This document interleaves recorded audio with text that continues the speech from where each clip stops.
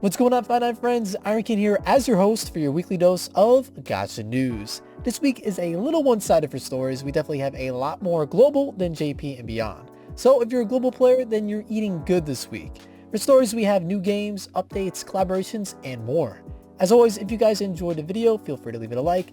Comment down below if you feel like all gachas should only have worldwide releases. And don't forget to subscribe to Five Nine Gaming Mobile for all your mobile gaming needs. Now with that out of the way, let's get right into this week's news.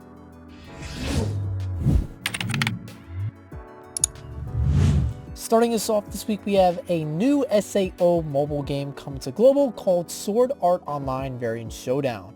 For story, players dive into a game designed by a middle schooler called Cross Edge.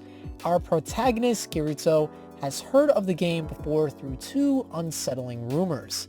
The first is that there exists a player who attacks others out of nowhere, and dying to them will cause you to lose a portion of your memories. The second is that this mysterious player does their dirty work while wearing a hood to conceal their identity, which reminds Kirito of Laughing Coffin, the player-killer guild he faced off against in SAO. The story is being written by series creator Reki Kawahara, so expect the same level of quality from his other works in terms of the game's narrative. Unfortunately, when it comes to the gameplay, I have nothing to report, so hopefully there will be more details about that as the game approaches release. If you're sold on Variant Showdown already, the game is already available to re-register for. If players manage to reach 500,000 registrations, they'll be rewarded with 5 premium tickets, 20 evolution crystals, 3 coloring brushes, a copy of Asuna, and 5 small stamina batteries, as well as 30 large EXP chips. For more information on how to register, please visit the game's official website.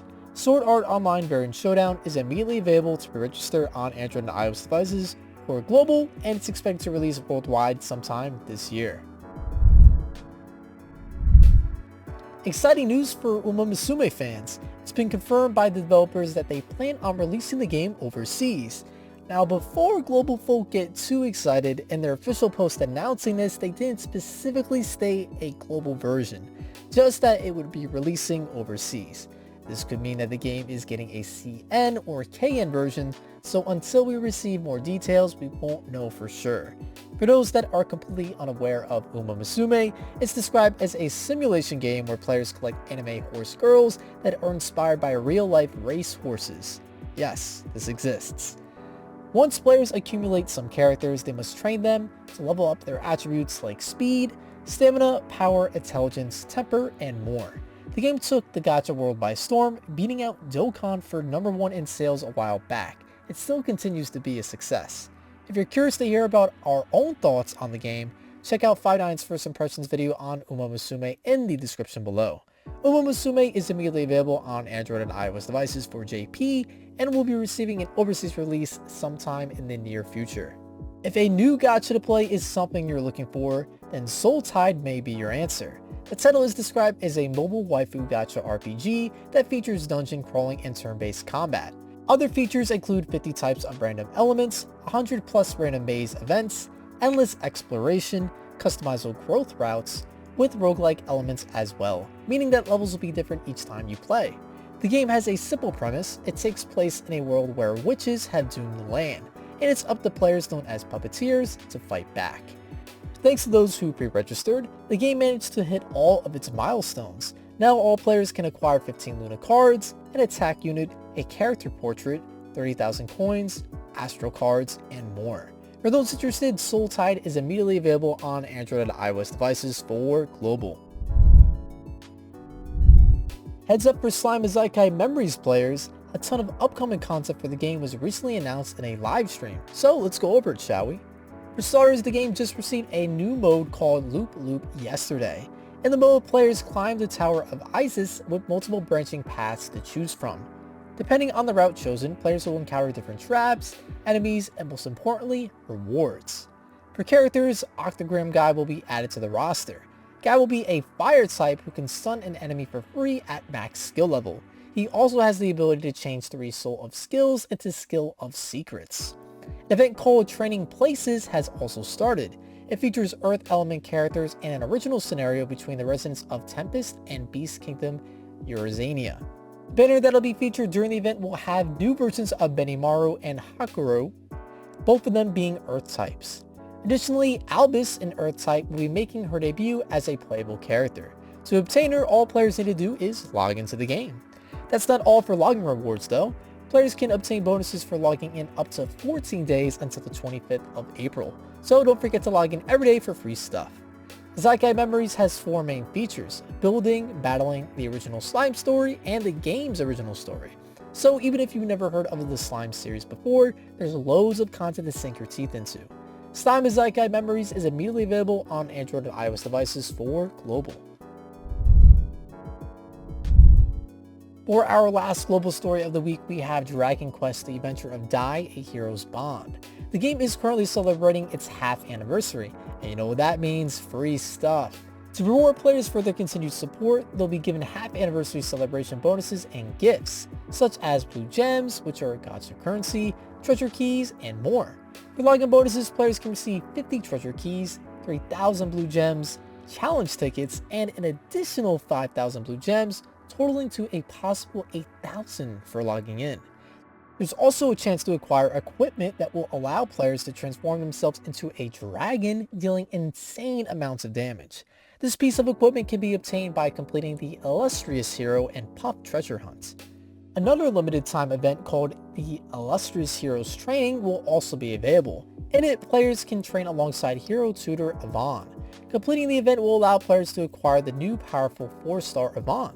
Additionally, the event will also reward players with up to 30 treasure hunt keys that can be used to help get the equipment needed to turn into a dragon.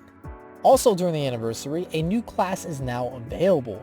Originally, players could change their vocation to hero, warrior, mage, or priest, but now for the first time, players can become a martial artist. The class specializes in hand-to-hand combat and unleashing fierce close-ranged attacks. If any of these announcements sound exciting but you're still unsure if the game is for you, then check out the first impressions video that Gail and yours truly did on the channel when the game originally released. Link in the description below. Dragon Quest: The Adventure of Dai, A Hero's Bond is immediately available on Android and iOS devices for global. Our first story for JP and Beyond is a treat for AOT fans because BladeXLord just launched a collaboration with Attack on Titan The Final Season Part 2 today. The crossover event will feature Eren and Mikasa as exclusive Gacha characters, as well as a limited time event. The two of them will be available from now until the 14th of April. These characters can be strengthened by completing the Blade of Hope, Paving the Way to the Future event, which is live right now and will conclude on April 14th. Another event called the Operation to Intercept the Singular Phantom Beast, the imitation of the Beast Titan, will begin on the 8th and end on the 14th as well. As you probably could gather from the event's title, players will go up against an imitation of the Beast Titan and obtain rewards for defeating it.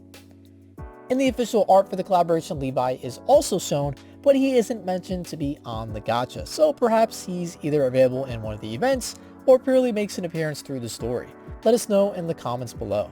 Additionally, players can acquire collaboration commemorative all-you-can-draw gacha tickets, which will allow players to do multis for free until they win a gold twin sword. For login bonuses, players will be rewarded with regular gacha tickets and gacha tickets for fixed units from the 1st of April until the 15th.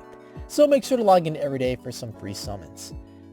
BladeXLord is a mobile adventure RPG made by the creators of Final Fantasy Brave Exvius, so expect the same level of quality with this title.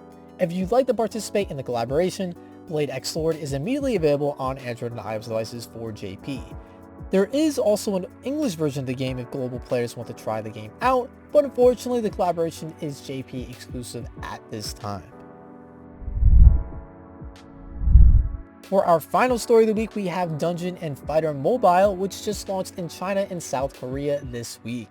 The game is based on the Dungeon Fighter online multiplayer beat-em-up action RPG, but now players have the ability to play the series' unique style of action on the go. The mobile title features 5 different classes for players to choose from, being Oni Swordsman, Fighter, Gunner, Mage, and Priest.